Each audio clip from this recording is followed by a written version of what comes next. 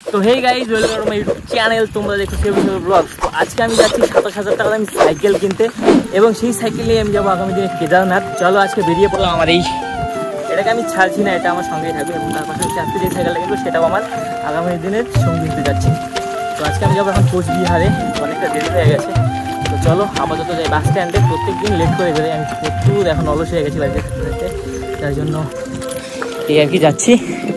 চলো বাসে বসে গেছি, মানে এত দামি সাইকেলটা আমাদের তুফানগঞ্জে সচরাচর নেই, কোচবিহারে যেতে হবে নেওয়ার জন্য, এই জন্য যাচ্ছে। আরে দেখো অবস্থা দেখো ভাই তুফানগঞ্জের, ভাই রে ভাই,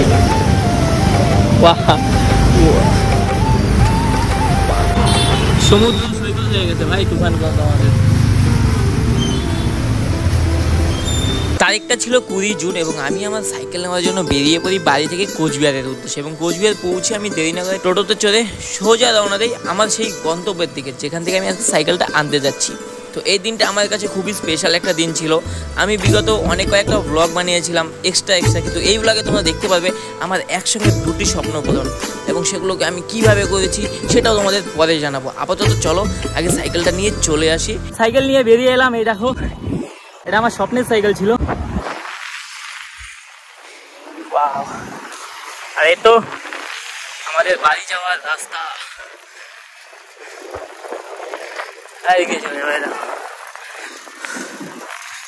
তো এখান থেকে তুফানগঞ্জ 2 কিলোমিটার। এটা আমার একটা স্বপ্নের সাইকেল ছিল, এবং সেটা কিনে আমি দ্রুত সাইকেল নিয়ে বাড়ি ফেরার উদ্দেশ্যে রওনা দিই, এবং সম্পূর্ণ রাস্তাটা কিন্তু আমি সাইকেল চালিয়েই বাড়ি ফিরি, এবং খুব মজা পাই এই সাইকেলটা চালিয়ে। এটা এত স্মুথ এবং এত স্পিডে দৌড়ায় যা বলার বাইরে। আমার জীবনের এটা হলো আরেক স্বপ্ন, যেটা আমি এবার পূরণ করলাম। তো সামনে কেদারনাথ যাচ্ছি, যার জন্য এটাকে আমি কিনলাম, নাহলে আমি এত টাকা দামি সাইকেল নিতাম না। আমার বাজেট ছিল 5-6-7 হাজার টাকার একটা সাইকেল নিলেই হয়ে যেত। যাই হোক, এই সাইকেলটা নিয়ে আমি বাড়ি ফিরছিলাম সোজা কোচবিহারের রাস্তা ধরে, এবং বাড়ি ফেরার পরে আমি যখন সাইকেলটা নিয়ে বাড়িতে আসি, এবং মানুষের যা মন্তব্য দাঁড়ায়, এই টাকা দিয়ে না তুই একটা বাইক কিনতে পারতি, আর কিছু টাকা দিয়ে নানান জনের নানা মত। তো সেসবকে পেছনে রেখে আমি দৌড়াই নেক্সট স্বপ্নের দিকে, এবং মানুষের ভাবনাকে পূরণ করতে। তো চলো কী করি সেটা তোমাদের জানাচ্ছি। আপাতত আমার একটা ছোট্ট মোটো ব্লগ, মানে সাইকেল মোটো ব্লগ দেখো। জাস্ট ভিউটা চেক করো। আমি অনেকটা রাস্তা চলে এসেছি, এখান থেকে আমার বাড়ি আর বেশি দেরি নেই। এই ধরো অর্ধেক রাস্তা পেরিয়ে গেছি। যাই হোক, আর এই রাস্তায় আমার আজকে হলো এটা কেদারনাথ রাম মন্দির থেকে আসার পর প্রথম যাত্রা, এবং যেটাতে আমি ব্যাক করছি। এবং এই পথে আবার যখন উল্টো দিকে যাব, সেটা হবে আমার কেদারনাথ যে মন্দিরে যাব, সেই মন্দিরের প্রথম যাত্রা। মানে শুরুটা হবে এই রাস্তা দিয়েই, এবং এই সাইকেলের মাধ্যমেই উল্টো পথে পাড়ি দেওয়া। যাই হোক, ওয়েদারটা আজকে খুব ভালো দিচ্ছে। চলো দেখো বস, এখানে কিন্তু আমি থেমে নেই, এবার করতে যাচ্ছি আমার নেক্সট স্বপ্ন পূরণ। কিছু কিছু সুখে এত খুশি থাকে মিশে, ধরা দেয় অচেনা। তো বেসিক্যালি ব্যাপারটা হচ্ছে, আমরা এখন যাচ্ছি রশিদবিল ঘুরতে। আর এই দেখো, এটা নিলাম আজকে, মানে নিয়েছি কালকে, সার্ভিসিং করে নিয়েছি একদম, ওই জন্য আজকে এটা হাতে পেলাম। আমাদের সেই রশিদবিল ঘুরতে আমি এবং শুভজিৎ।